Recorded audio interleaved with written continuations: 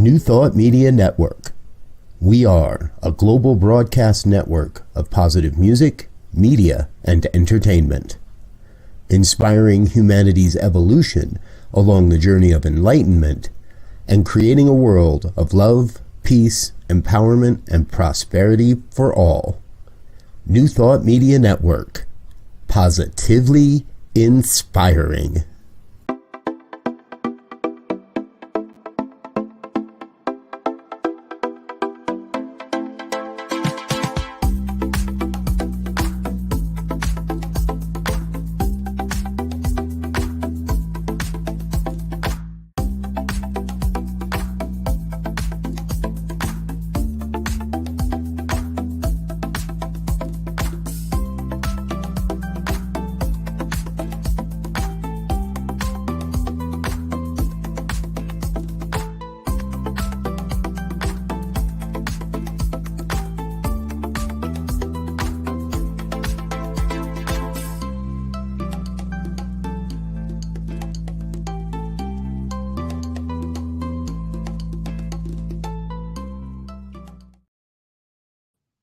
Hello, and welcome back to Global Focus today.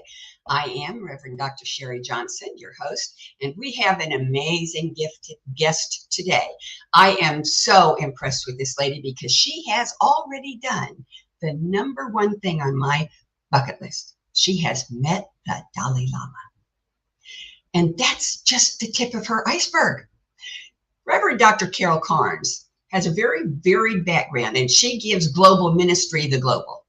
Her career has spanned 3 decades and has taken her all the way around the world, and in the company of some of the great minds on the planet, scientists, religious leaders, and cultural icons. She's participated in 3 synthesis dialogues with His Holiness the Dalai Lama and other world leaders in Italy and India. Talk about going around the planet. She helped plan the 2014 Awaken World Film Festival in Santa Barbara, the Gandhi King Peace Train, oh, I'm so jealous of that one, and several New Thought conferences. Her service to International Centers for Spiritual Living included being the Director of Education and a member of the Board of Directors. She's written for Creative Thought and Science of Mind magazines, and Morehouse College, the alma mater of Dr. Martin Luther King Jr., inducted her into the MLK International Board of Preachers in 2000. She's the author of 3 books, and on top of that, she has a daily blog called Living Consciously, which serves as inspiration for thousands of people all around the world. Her latest book is called Emerson and New Thought, and it was published by divorce, but it is available on Amazon. I already checked. So please help me welcome Reverend Dr. Carnes. Yay! Thank you so much for saying yes. Yay! Hi, Sharri. Nice to see you again. How are you? Thank you. It's good to be seen, and it's wonderful to have you here. I'm just so jealous. You know, that as soon as I got to the Dalai Lama part, I went, oh man, this is what I want to be when I grow up, if I ever do actually grow up. I'm not sure it's really possible to grow up. I think we just keep growing out and out and out. Yeah. Well, the out and out is coming true. Well, no. I meant consciousness out now. I don't want to have to buy more clothes, so I'm not willing to grow my body anymore. Well, but I want to the Dalai Lama were pinch me moments, you know. There are things in your life that happen, and you think, how did this happen to me? How did I get here? You know, it's very interesting how you set an idea in motion when you're little, and it starts adding to itself. Huh? Tell us a little bit about that, because I don't doubt for a second that you did it. It didn't happen to you. You did it.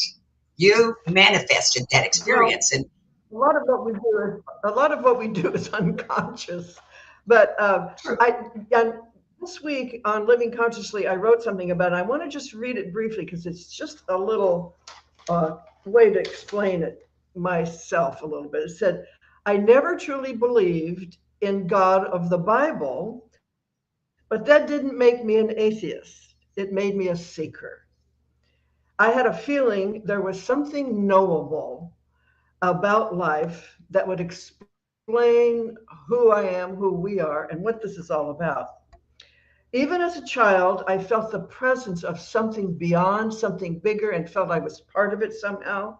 But that was not reinforced by my family. My father was an atheist and my mother agnostic.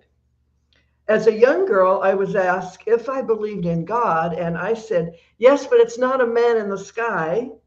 It's some kind of energy that's aware of us. Little did I know I had started a basic New Thought tenet, or stated a basic New Thought tenet, which is why when I first discovered the teaching of Ernest Holmes, it felt familiar to me. And I felt, as many people do, I sort of already knew this, but I had never heard it articulated. So, seekers, I think all human beings have been seeking answers to that existential question. What is this? Who am I? What's it all about, Alfie? And so we made up religions to explain it. And I was very fortunate to have parents who never went to church, but didn't care if we did. Their message was, well, figure it out for yourself, because basically that's what everybody does. And so my reading Eastern mystical books, and I learned to meditate, and I was led to this teaching. It's a very long story, and I've told it before, so I won't go into it today. But point being, once I discovered religious science, I realized I had found something that rang true.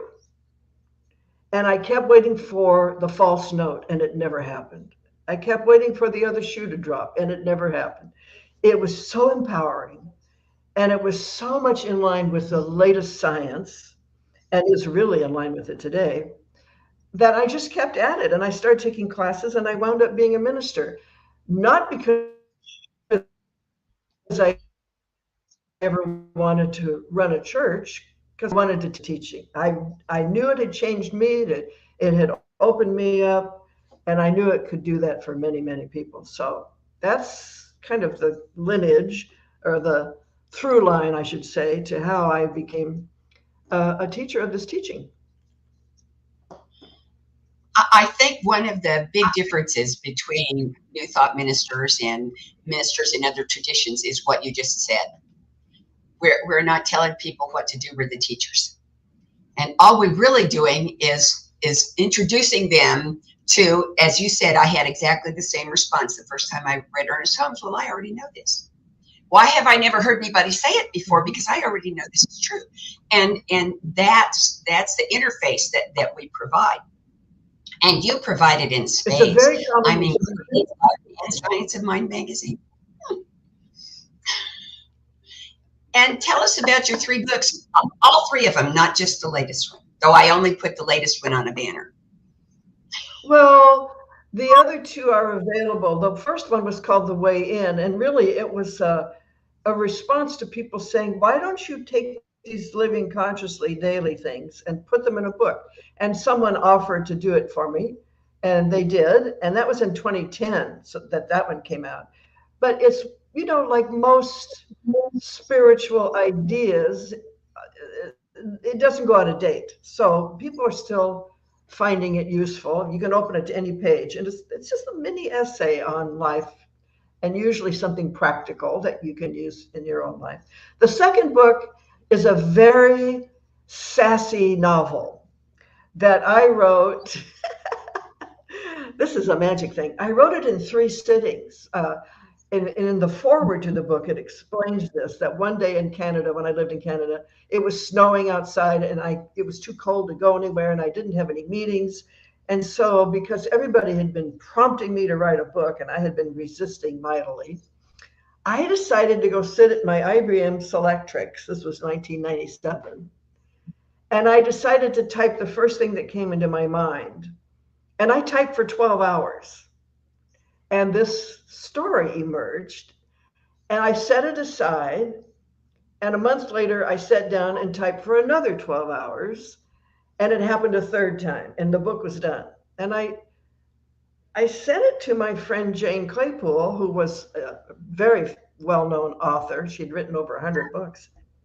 And she said, Carol, you've got something here. Now, don't let any editor get a hold of it because they'll ruin it. Because it was streamed. It just poured out of me. It's called Skylark. Can you tell me where my love can be? And it's about, and I won't go into too much depth, but it's about California in the 50s, where everyone thought there was no such thing as racism, but it was actually really active. And it's about a couple of Caucasian teenagers who discover Black culture and fall in love with it. And it's the backdrop is jazz music, which it's my favorite music. Anyway, it's a romp, and it's got a little language in it. That's why we don't sell it in our center bookstores. But it's real. So my third book, ta-da, is Emerson and New Thought. And I wrote this at the urging of the publisher at DeVore's, Gary Peedy. He called me up and said, I'd like you to write a book about the link between Emerson and Holmes' formation of Science of Mind. And I'm an Emerson nut. I love him. I mean, any page in any of his essays, I find something that lights me up. And I realized in reading Emerson over the years that you hear Dr. Holmes in there all the time, because Dr. Holmes gleaned most of the Science of Mind teaching from Emerson and Thomas Troward and other things, psychology, but mostly Emerson. You know, he said reading Emerson is like drinking water to me, and that's how I felt about Emerson when I first read it. So this is a good book to use if you're taking an Emerson class, or you're just interested in how his ideas informed Ernest Holmes. How did you decide what to put in it? Because when I think about Emerson, you know, the books are little, but the ideas are really big. And so I'm curious to know how you decided what to put in the book. Well, we picked the 4 or maybe 5 essays that we used to teach in religious science centers. And I looked at each one and tried to link it to Science of Mind. So it's like Cliff Notes in a way. So that's how we decided it, because we thought it would be a good adjunct to anyone who's teaching Emerson, which kind of is not as much thought of as it used to be. It used to be required. Now, I think they teach a little bit of it, but not so much. It's unfortunate, because it's really the root of our teaching. Well, I think it will come back. I remember when I took my first Emerson class, and it was really funny, because the first time we met after we'd had our first reading assignment in Emerson, it was the Roots class. Everyone in the class was complaining about how hard Emerson was to read. And I'm looking at them like they're out of their minds, because to me, Emerson is music. It's poetry. You know, I can't go to sleep after I read Emerson because I'm so wired. And they all thought I had been, you know, out drinking my lunch. So I don't think Emerson can go away. I think, like everything in the world, he fades in and out, you know, because everything evolves, and at the same time everything stays the same, and so the pieces change shape. The interesting thing about Emerson is he's the most often quoted American person of letters, second only to Abraham Lincoln. So Emerson is in the American culture. I mean, it is definitely an American point of view. Yeah. Only a little deeper than the American point of view these days. But back in his time, he was the voice of reason. He was the voice. And he's also a mystic. So it's the combination of the two. Yes. I love him. So what was the biggest challenge you had in creating that book? Creating that book? Mm-hmm. I didn't have any challenge. I did it the same way I did the other one. I just started writing. Okay, I like it. So what you did was channel the book. Well, no, I don't believe in channeling. I channeled my own wisdom and knowledge because I had been studying him for 40 years.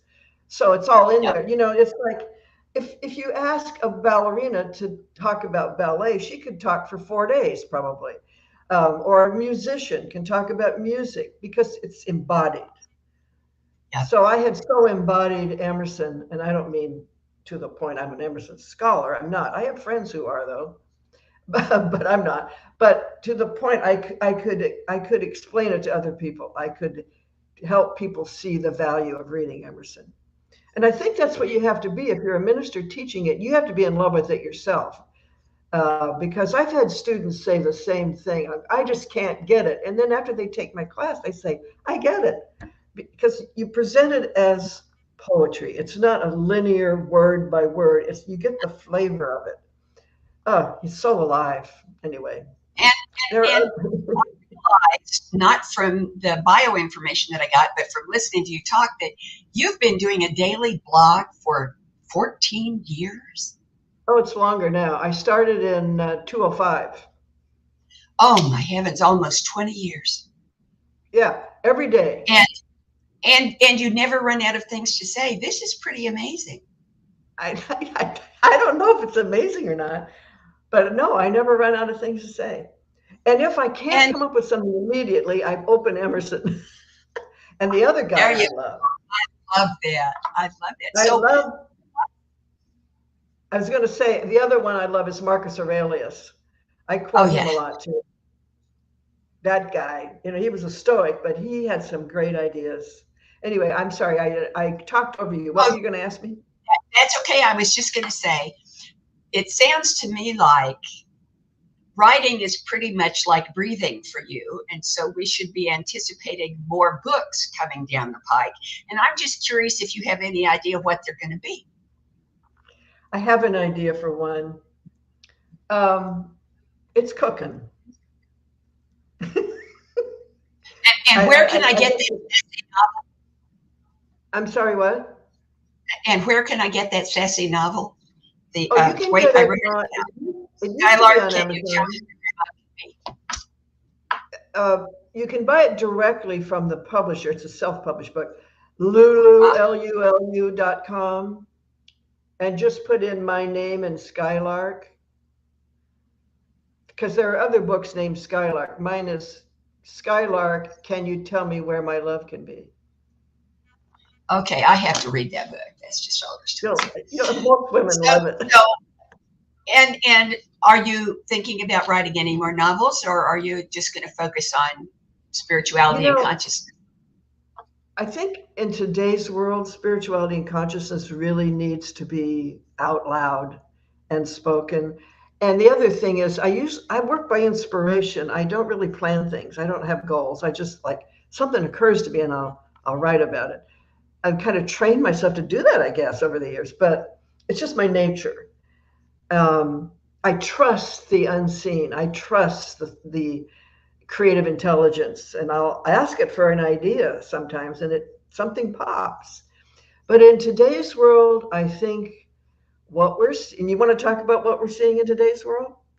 Because I think what we're seeing, I think since 2016, and actually it was before, but that was where it became visible. We're seeing our collective shadow, and it has come up in order to be healed. Because think about every big topic right now: racism, sexism, homophobia, gender rights, reproductive rights.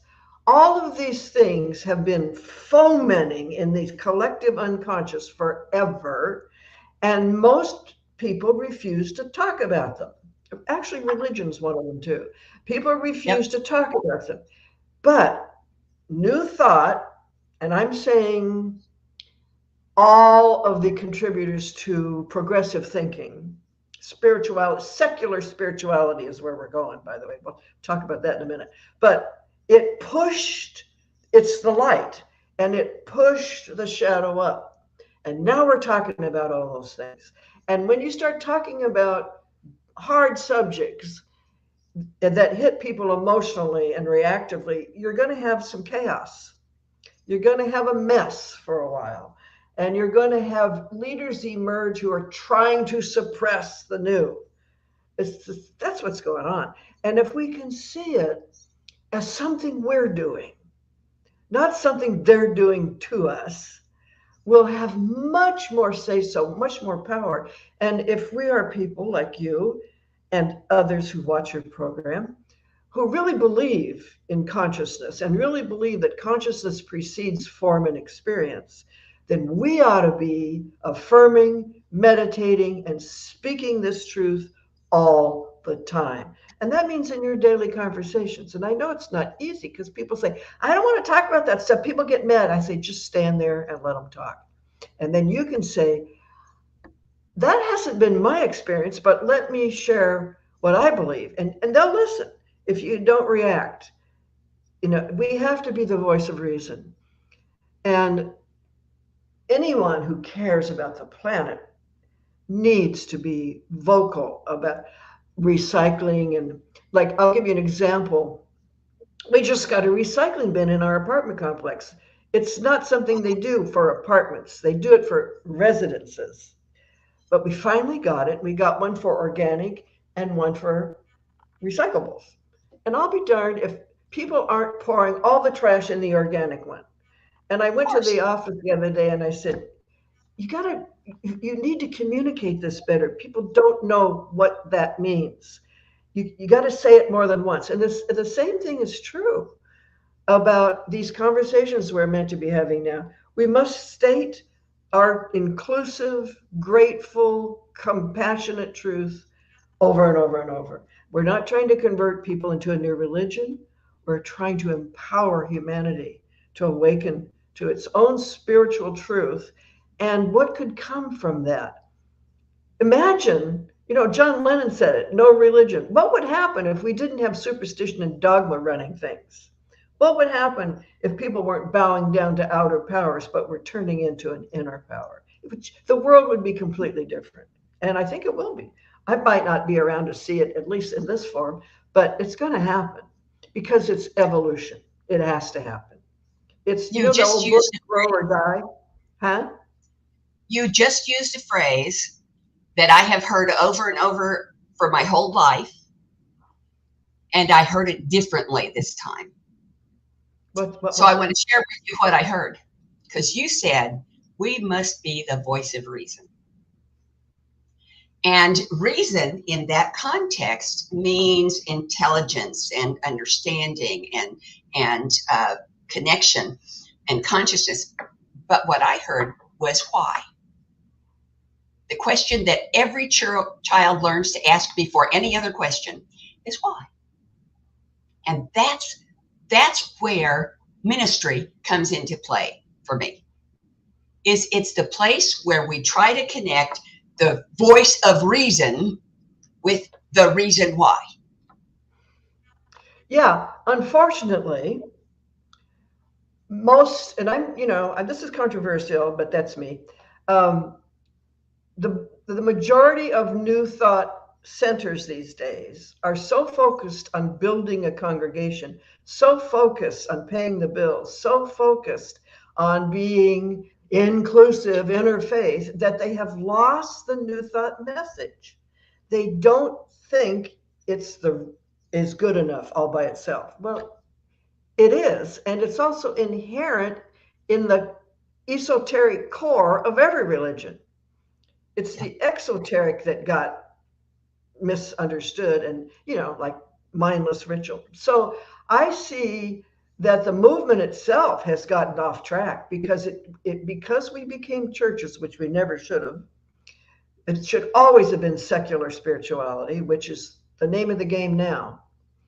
But because we did that, we took ourselves off track and we became church people rather than speakers of spiritual truth, and the founder, Ernest Holmes, did not want to become churches. He argued against it for a long time. And finally, he just gave in and said, okay.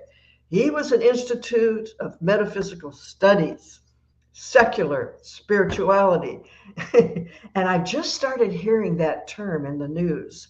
What is secular spirituality? People are up for it. And it's the voice of reason. It includes science. It includes, it's layered. It takes it's like holistic medicine. It takes the whole person into account. It's holistic spirituality. I'm sorry, It's what? spirituality. I said it's holistic spirituality. What you're Yeah, talking secular spirituality, yeah. that's a wonderful term, because it's the guts of what we're interested in without all of the external frou-frou that's been plastered around the outside of it for 2,000 years by people who were out to make a buck.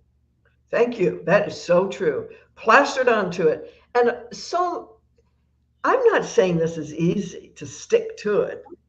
I mean, there are things in my life that I could manifest to a greater degree than I'm doing. We're all works in progress, but I never deny that my consciousness is creating my life, because I know it is. And I never attribute cause in my life to anything other than my own consciousness.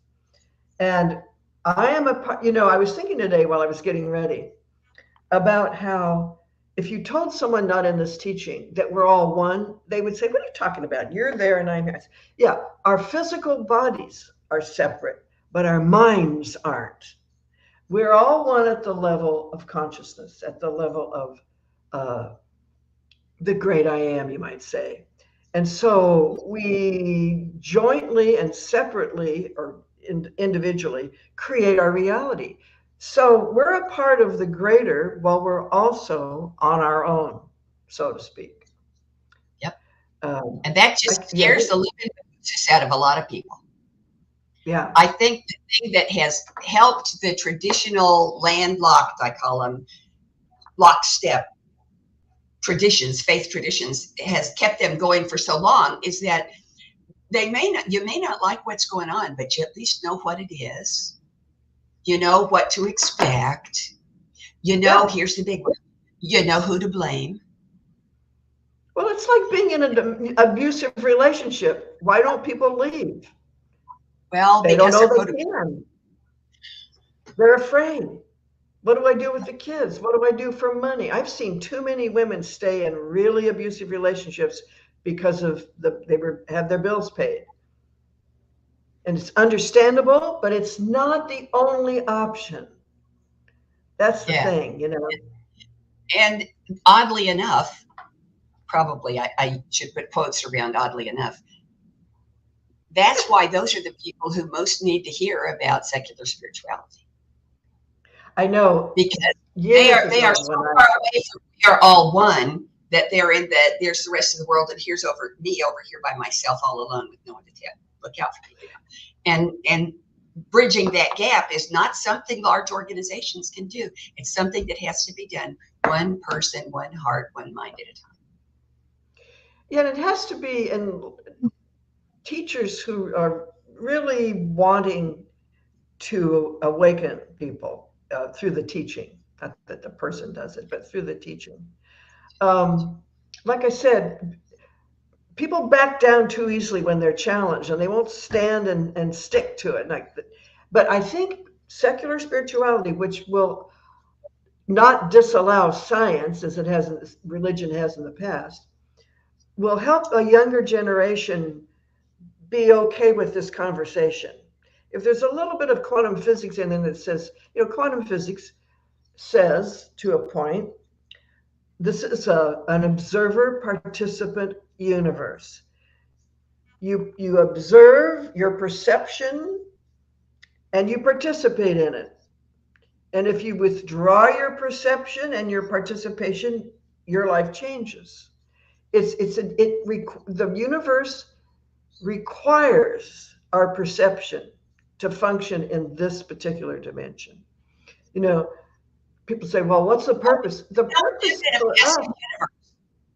I'm sorry, you're breaking up. We don't live in a passive universe. We live in an active universe, and we are part of it. It's forever becoming. That's not something that ever got taught when I was in school. It never got taught anywhere except New Thought and some of the Eastern mystical traditions, which even they got a little bit subsumed by ritual but well, of course. Yeah. The Dalai Lama said religion is cultural, that it comes out of the people. And he said about our teaching, he said it's the closest thing to Tibetan Buddhism I've ever seen at the intellectual core, but the rituals are ours. They come from our culture, the dancing Yeah. and the this and the that. He says, but the core teaching is very much like science of mind. In fact, do you know what they call Tibetan Buddhism himself? They call it the science of mind. Is that wild? So, yeah, but where did that go? I don't know.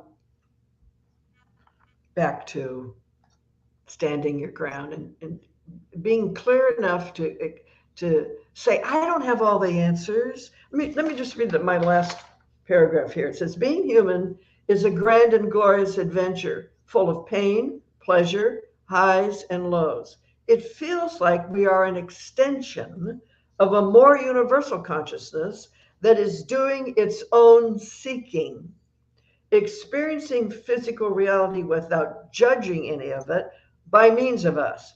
That's good enough for me. They say God Okay. is seeking an outlet. I have a set of 5 questions that I ask each of my guests. Okay. And I think this is a good place for me to start asking you. The first one is probably the one that my guests like the best, and it's my safety net question. That is there anything that you really want to make sure my listeners hear or learn or feel from you about you that I haven't asked you about? About me? Or about your ministry, or about what you're teaching? Well, I'm a good example that you don't have to be physically, humanly perfect to know the truth, and that we are constantly expanding our awareness. And you can start at any place and open up your life very quickly with a change of mind. That was my experience when I first came into this teaching. I was manifesting stuff all over the place because I got the concept, and I was a single mother on welfare, and I was so overwhelmed with my paychecks bouncing and horrible things happen. I had no recourse but to depend on what I was learning, and it worked. I started manifesting things. So I want people to know this is an awakening. It's more like a dawning day by day. And it's both intellectual and feeling. It's both. It's a both and. So that's it. You don't have to be perfect. You don't have to be evolved. You just have to be aware and desirous of knowing more about reality. Okay, I'll take it. Here's the next one. How does what you do as your ministry, as your life, as your work, as your writing, as your consciousness, how does Reverend Dr. Carol Carnes support, encourage, enhance, pick your own verb, conscious evolution? Well, that's what we're doing. That's what New Thought Ministry is consciously evolving, attempting to teach people that we're all consciously evolving. Barbara Mark Hubbard was a good friend of mine, and that's her book, Conscious Evolution. And one time I said, Barbara, this is all about redefining God. She said, yes, it is. Yes, it is. Because the man in the sky, God, is not going to take us to the next level, the universal humanity. So conscious evolution is the name of the game. Be aware of how you are what you're promoting in your life, what you are allowing, what you're co-creating, because it's evolving. It becomes more of itself. So that's just what New Thought is conscious evolution. Okay, and I will tell you that I've been doing this for 18 months, and you're the first person who has made that observation. It seems obvious to me, but you're the first person who's actually said it out loud. So here's the next question, that conscious evolution is what New Thought's all about. Yeah. So next question sounds like the same question, but it's just a little bit different. How does what you do, Reverend Dr. Carol Carnes, ministry, writing, blogs, everything all put together, how does that promote, encourage, enhance, unveil, pick your own verb, world peace? Well, world peace comes from happy people. It comes from empowered people. World peace is not a cessation of activity. It's an alive, beloved community worldwide. It's a respect for one another, for difference, for diversity, for the planet. So that's what we teach. And it starts with each individual. So how my ministry hopefully has, people tell me they get something out of my writing, that it tweaks something in them. See, I'm of the opinion that everybody already knows this stuff. And I'm of the opinion that we were born knowing it, and we were born joyful, and we got talked out of it and programmed out of it and, brainwashed out of it. But that when there's an old saying, the mind knows the truth when it hears it. And so when people hear the truth expressed clearly, without bias, just say it out loud, they go, oh, what does that mean to me? That sounds familiar. That makes sense. And that's what I attempt to do with my writing and everything else I'm doing, is quicken that in people that I know is already there. I have believed from when I first discovered New Thought that human beings are born knowing everything they need to know, because there's only one mind. And when a baby is brand new, they haven't had a chance to erect a barrier between the little mind and the big mind. And then the process of humanization, the process of socialization, piles all kinds of crap, let's face it, crap, on the outside of that perfection. And sometime later, if you're really lucky in your mid-20s, sometimes later than that, you realize what's happened, and you spend the rest of your life peeling all that guck off to get back to the perfection you already knew was there. Yeah, they say in the East that women usually start their spiritual awakening in the early 30s, and men in their 40s.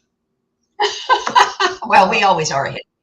Well, doesn't it does, because they just to show them, look at Myrtle Fillmore, for heaven's sake. So here's my next question. This is usually the favorite one, because you get to use your imagination. You might want to close your eyes, because what you're going to do is you're going to describe for us, under the premise that everything goes exactly the way you want it to go. Every little detail, every encounter, every relationship, every event, everything goes exactly the way you want it to go. 10 years from now, what does Reverend Dr. Carol Carnes' ministry look like? Well, hopefully I'll still be alive. I don't know. I'm 83 years old. So who knows? I'll tell you what I want. Not for me personally, but for the world. We have got to have the divine feminine be valued as much as the divine masculine. Everything that's going on in the world today that's negative is a result of unleashed masculinity without the balance of the feminine.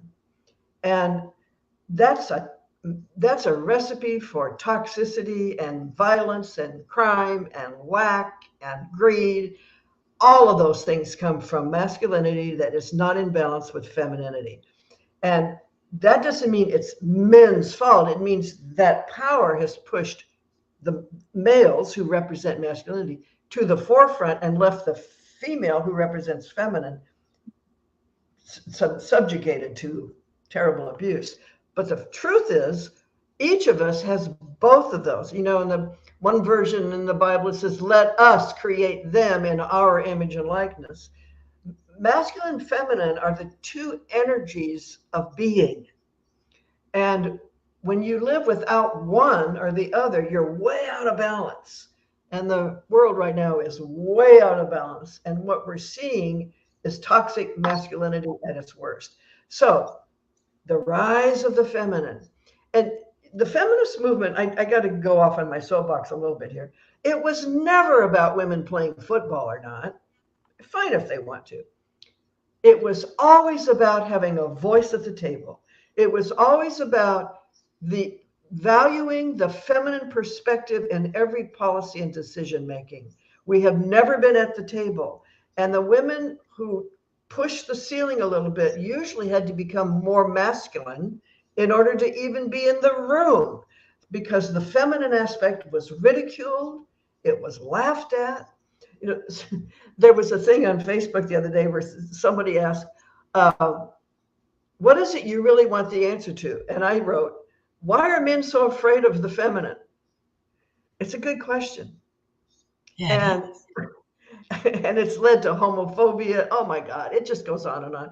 It's led to the Roe versus Wade thing. It's led to all the problems that women have in relationships. So what I want in 10 years is I want the masculine and feminine to be completely equally valued and be the powers that are creating the world that we all share. That would I would take an order of that in a heartbeat. That would transform okay, everything. Here's my last question. Will you come back? Yes, I would love to. I'd love to come and do a retreat at your place. The first opening I have is April 1st of next year. Can I pencil you in? Well, that's too far away. But yes, pencil me in. That's okay. If I have a cancellation, you're my first call. Yeah, for sure. I'm always available and I don't need to prep. So cool. Oh, thank you. And I want everybody to know that next week you don't want to miss, because we're going to have Reverend Paul Hoyt from the Center for Conscious Living. And he has a really great take on things that you won't want to miss. He has been with us before, so I know some of you have already seen him and you'll definitely want to come back. And in the meantime, have the best weekend ever. Thank you so much for being here. I love you. Bye-bye. Amazing, amazing, you will do amazing things. Amazing, amazing, you will do amazing things. On behalf of everyone at New Thought Media Network, thank you for being a member of our virtual family. Your financial contributions help share the New Thought message with people from around the world. Please visit and contribute at www.ntmedia.org/donate. New Thought Media Network, come be you. And please like, share, and subscribe. Until next time.